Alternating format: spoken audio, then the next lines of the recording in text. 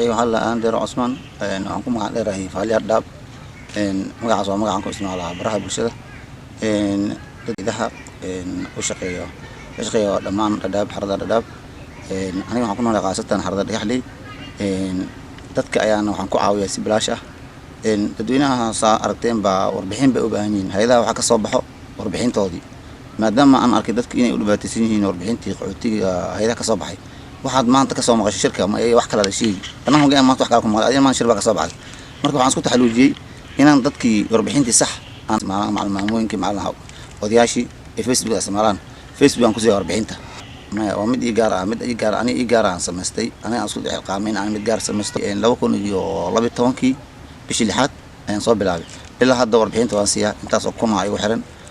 xarooyinka kaliya dad waxaa jira xarooyinka inay ka baxeen Mareykan America oo naagahooda inta ay joogaan ilmahooda ay joogaan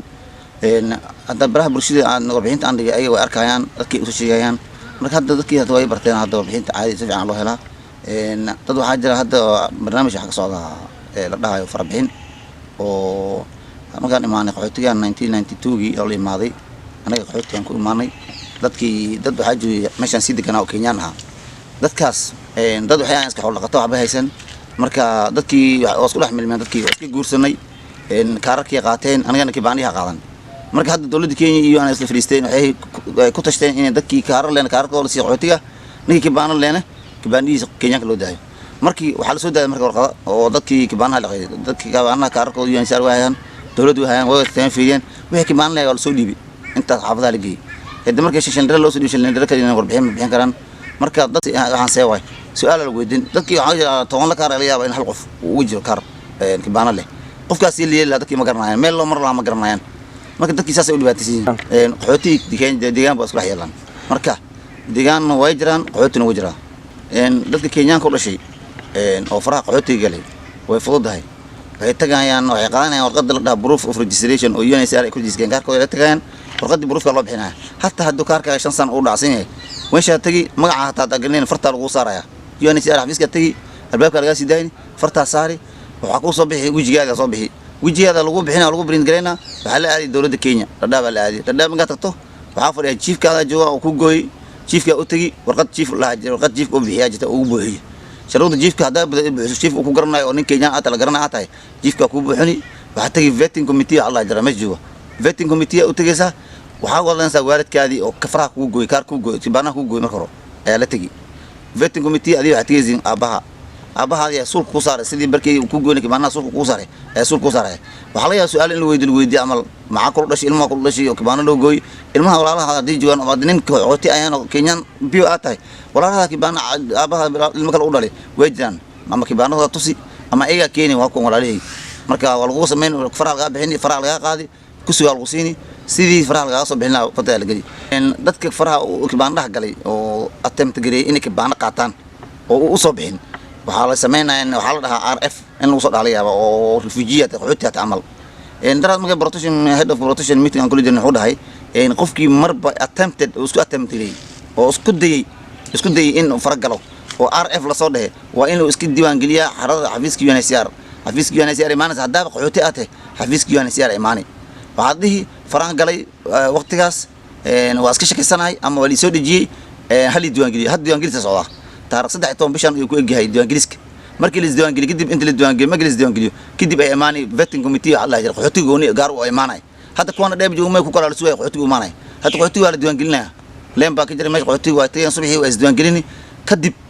waa lagu imaanay vetting committee waa la imaanay ninkii kibaanaha qabay oo kaarkan goostay kibaanana goostay asana loo yeeri su'aalaha la yeeshanay haddii guddigaas ay go'aan ka gaari karaan go'aan gaaran in kibaana lagu siiyo kibaanaha qaani haddii go'aan laga gaaro in kaarka lagu daayo kaarka kibaana laga qaado waan weydiinay waa mahadsantahay oo su'aashaas waan weydiinay mid ka mid ah shaqaynada meesha fadhiya ayaa weydiiyay su'aashaas dadku waxay ka cabsanayaan inuu dhahay in la xiro waxa suuqa ku jirta baliyaan in chiefka la xiraayo oo kibaanaha ku gooy adii lagu xiraayo macallay guddiga isul ku saaray aabahaadii ninkii waa garanaa dhahay kulli la xiray waxa weydiiyay waxaan programka wax bixinay UNHCR iyo joint committee sameynay UNHCR meesha farda dawladda Kenya way ku soo heshiiyeen waxaan wal soo dhex milmay dad kibaanay leeyin kaarn way leeyin waxaan wax qarsoon ma dadka UN way ogtay dawladuna ogtahay wax laga qaaday wax lagu jaamala labada vetting committee imaani committee meeshii ko go'aankaada meeshii maro ayaad aadaysaa ma ogi wax la taabanay in la xirayo wax kale ma jiraan laakiin haddii lagu soo dhajiyay oo aad imaan weysay kibaanan aad haysto kaarna haysto kaarka ka xirmaa kibaandahana dawladda Kenya waxay dhahday waan qabanaynaa ninkaas aan ku qaban waan qabanaynaa waxa sharuud ay ku xireen 18 bilood oo xarig ah ama 200 kun oo lacag Kenya oo vene ayaa ninka laga qaaday hadii lagu qabto kibaandaha laga qaaday qaxootiga loo daayni faraha Kenyaanka laga bixin hatta RF nigal kibaanda mar goosto oo attempt gariyay oo la soo celiyo la dhahay kibaandaha qaxootiga hatta dawladda faraheeda ku jira computerka dawladda ku jira waa in computerka dawladda asakaliya galeysa ninka wuxuu dhahay hatta fly maanta buufsasho oo qaxootiga la kala bixiyo adi buufs ay shaad maanta isqarisay buufs ay hatta marka ay joogo elborka ay joogto faraha meel lagu saari alu fiirin hatta elborka ku soo baa elborka laga soo farmaan waxa la ma jiraan qalad yar dhacay hay'adda WFP ay raashinka u xirsaaran hay'adda dhaw filmeed ayaa bixisa warbixinta qaxootiga hay'adda u xirsaaran marka filmeed waxa loo soo diray warbixin loo soo diraa oo warqad email loo soo diray emailka ninka intuu tadoo ku dhufan lahaa typing error dhacay gacanta fooq uga dhacday marka emailka heleen dadkan marka microphone soo qaateen suuqay u sheegeen dadweynaha u sheegeen dadka warkiisa lagu gaarsiiyay way fududahay laakiin si loo bixiyo way adag tahay isku markiiba ani xafiiskan waxay WFP warbixinta weydiiyay waxay dheen 7 bari way markii webkii Facebook aan ku soo qoray dadka badan way arkeen haddana dadkii microphone raashinka lagu sheegay maanta raashin ku bilowday microphone lagu sheegay warbixinta dhan dadkii way gaartay afar bari Allah ma jiraan qaxootin afar bari kuma qaadan karo dhagaxli ifa la dhahay 6 bari dhagaxli hal afar bari xaqdheer afar bari xaqdheer iyo wax u badan dhagaxli qaxooti ifa u yar xaqdheer u badan dhagaxli ku xigta ifa u yar markii ifa ina 6 bari la dhaho aniga afar bari qaxooti dhagaxli iyo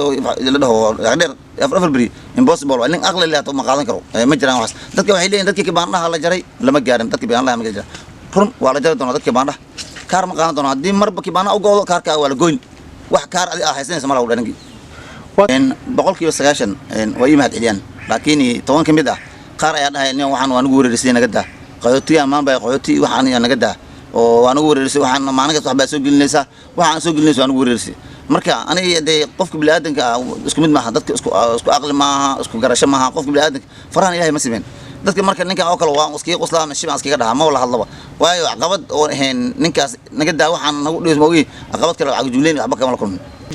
ma inuu wax dhaqaalaha kama helin laakiin dhalinyarada qofka bini'aadanka markii aad iskiga imaato laga yaabaa inuu maanta uu wareysanayo meel jidda askar kuntiin inuu koob shaaq u shubo mise askar shaqeysto wax dhaqaalo oo meesha lagu siiyay weligii ma arkin nin isiyana ma arkin nin iimaad celiyo inuu yeerin waa fiican tahay saan noo sii wad niir edis waa arkay dhalinyaro iimaad odayaal iimaad maamooyin hatta goor waxay ku dhacday maama oo waayeel ayaa raashin kurtiis iigu yeertay meesha raashin banaanka raashin ku beegtaana ay dhahday waa maasan tahay darada Facebook furtay dhahday waayo waxay dhahday raashin ku beegtaa meeshan keer horteeda waxa la yaabaa raashinka taarku badan la bilaabo laakiin taarku tarlo in feestahay laga yaabaa oo isnimaan saddexaad oo kala bilaabo waan soo bixin jirnay banaankan iska fariisan jirnay ilaa la dhaho 5 saac 4 saac la gaaro banaankan iska fariisan raashin ma jabilaabi maanta ma imaan intaas ka faa'iido waa maasanta badanaa boqolkiiba 90 way ku xiran yihiin beejkeegi dad badan hadda UNHCR nafteeda way yeeraan warbixin bay isiyaan waxay ii sheegaan beejkeegi ku xiran yihiin WhatsApp group taan sameeyay WhatsApp group ay ku jiraan UNHCR number waan haya WhatsApp group ay ku jiraan sidii wixii warbixin bal dhiga hadda darada dhixlii wax ka dhacday wiil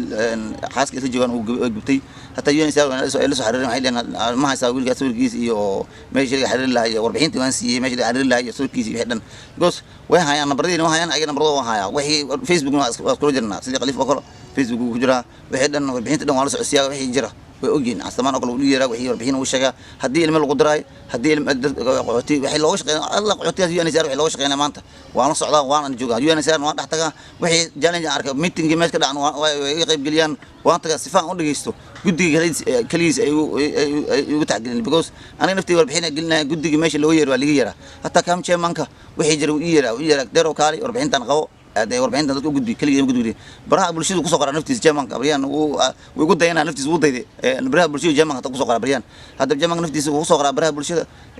maadaama Chelsea aniga xamsan tahay jamanka naftiisa baraha bulshadu ku soo qoraa wixii jiro asagoo laakiin bariyaan English isticmaala asaga badana laakiin yani boqolkiiba 90 Soomaali isticmaala waayo dadkii hadda English ku qorto waxay ku dhaayaan af Soomaali ku qor ma garanayno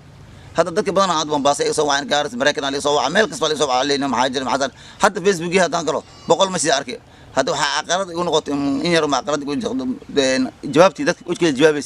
تطبع استحناقي أنت أجوابين عليه قف لنا الجوابي قف يمسك قصدري كانوا قصوي كانوا قصدري marka waxaan dhehla in dadka dhalinyarada badan ay la qabtaan naftooda if way xaqleer hadda dhalinyarada ay la qabataa waxay warbixin isu gudbiyaan oo joogan ifoo joogan qaar xaq dheer joogan warbixin isu gudbiyaan soo wixii warbixin jiro baaxa jiraan oo la qabo